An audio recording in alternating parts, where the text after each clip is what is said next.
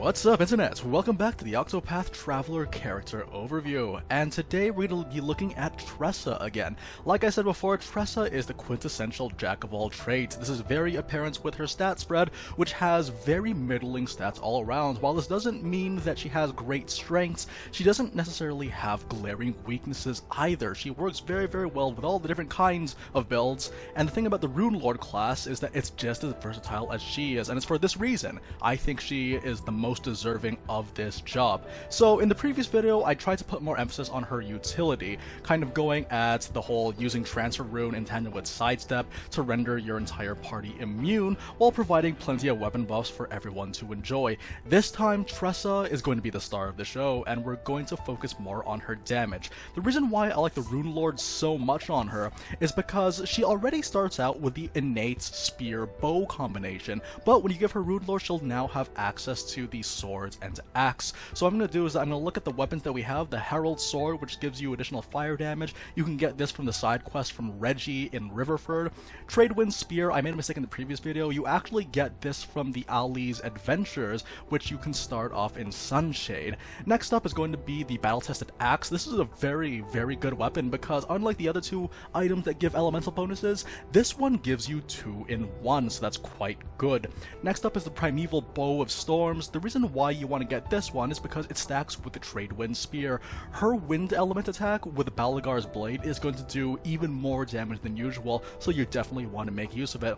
Interestingly enough, we will be able to get 4 out of the 6 different elements out of there. So basically we're going to be missing out on Dagger and Light, and as it turns out, Dagger is the weapon that gives you a dark bonus, and then Staff is the weapon that gives you a light bonus, so it kind of just evens out for us.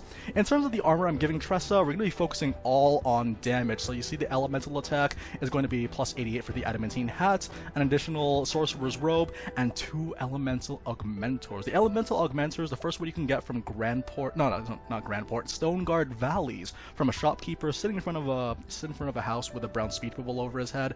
And the next one, I got this from one of the special characters from Cyrus's storyline after you finish Cyrus's chapter 4 and go to the Atlas Dam Palace.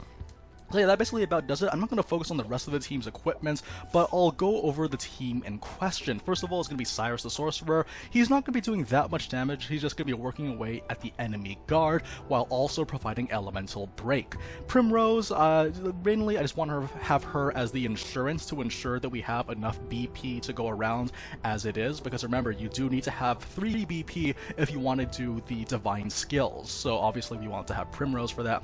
Hannet, I've decided to make her a dancer because more speed is always a welcome thing, and we're going for the utility that Leghold Trap provides. Now, going over at the skill build, something I'd like to point out is with Tressa, we're going straight up damage here. It requires no explanations whatsoever. Surpassing Power is going to be, again, for bringing us more damage. You're going to be hitting anywhere between like 30,000 to 50,000 on our basic abilities. It's really good with Balagar's Blade. And then BP Eater, which will just kind of spike up the damage further for each BP we use, so it's essential if you want to max out your damage. Next up is Elemental Edge, which gives us the permanent elemental attack and defense buffs. And then finally Elemental Aid, which is going to bring the SP cost of Balagar's Blade to 100, which is quite costly, but since it does guarantee one-shotting all of the bosses, it's definitely well worth it. Balagar's Blade is actually quite nice for farming too, because you can hit all the elements, so if you want, you could replace Elemental Aid for SP Saver. You can get less damage, but it does help you in the long run. So that pretty much about does it. So what's going to happen is we're going to cut the video, and we're going to fight a couple of the bosses, just to show you what Tressa can do as a Rune Lord. Alright, so here we are at the Gauntlets, and I'm just gonna go ahead and kick things off with the Dragon. This is probably my favorite boss in the entire Gauntlet for a bunch of reasons, and thankfully we have all the means of fighting against him. Initially, he is going to be weak to a whole bunch of things, but the only ones that are available for us to fight are Axe and Light, and we have plenty of those to go around. So what I'll do for now is just start off things with a nice, simple donate BP, give Tressa that insurance. We don't necessarily need it. It might not be the most optimal use of turns, but it is just nice to have around. So next thing we're going to do is just go ahead, use the Leghold Trap, just to make sure we can maximize the amount of turns that we have. And Cyrus could potentially go for a break here. So what we're going to do is we will take this chance, and yeah, just, you know what, just go for a break. Not the most optimal use of turns, but we can guarantee the one-shot kill, because I could see that the upcoming turns, Cyrus is going to go first, and that's exactly what I want. Just so you guys know, using a dance does not work at all for when you have the elemental abilities for the Rune Lord, so just keep that in mind. Elemental break, here we go. And then all that's left is for Tressa to slay the dragon. Very, very easy stuff. Only took us 2 turns. Took us 2 turns. The damage is going to be slightly less, mainly just due to the fact that this dragon has relatively high elemental defense packed into him.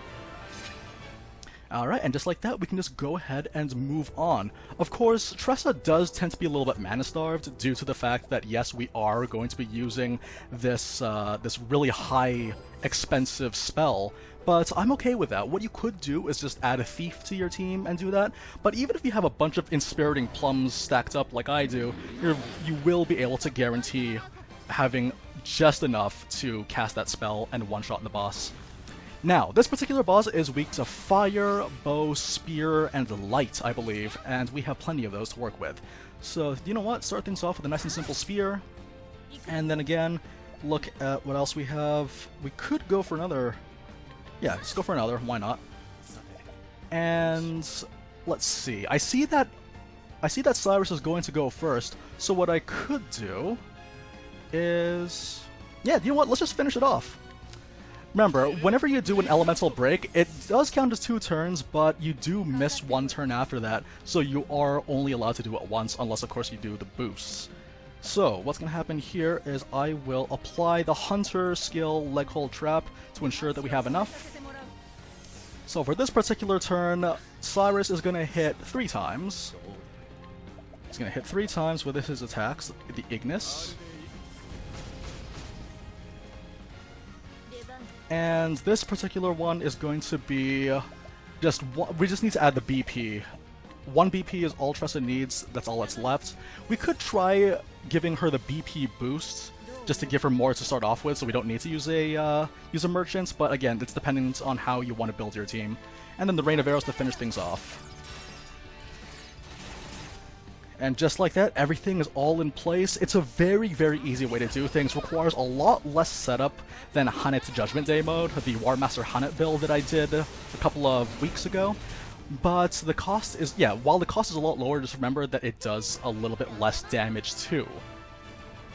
But yes, it's very, very reliable though. You don't have to worry too much. Really, just like with any high damage build, you do want to guarantee that your team can sort of follow up as best you can.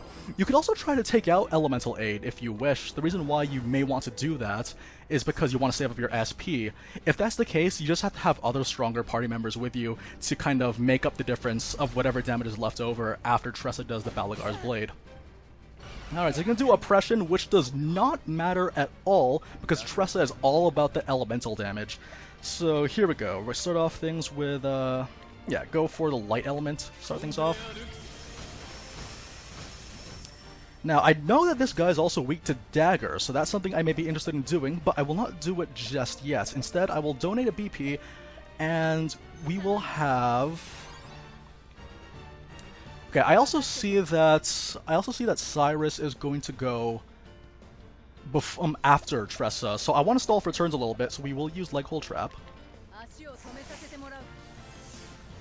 And then Tressa, I will have her defend. So we didn't even need to do the donate BP that time. So what I could do is just, yeah, just go for this.